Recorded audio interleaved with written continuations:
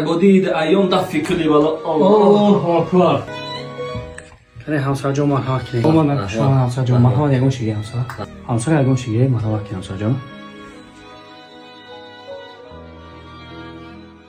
اکا جان چرا در عید خانه ای همسایه ها همه می آیند خانه خودمون نمی آیند؟ ای خواهر جان زیغ مشو حاضر همسایه ها می آیند.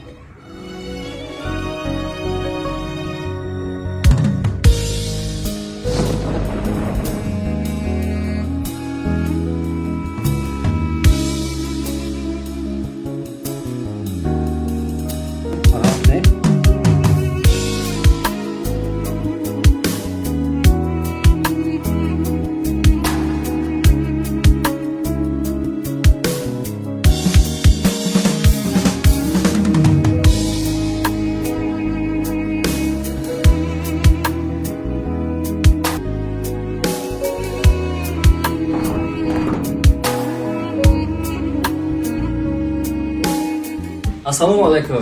اصلا بیا ده خونه داره. مبارک شود ایدو. ایده شما ده داره. مایلش مایلش. ای молодец молодец.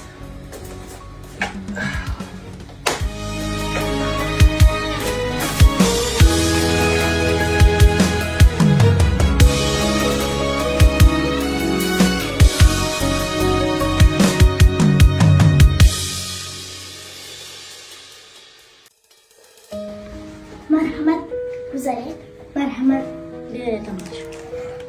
رحمت رحمت.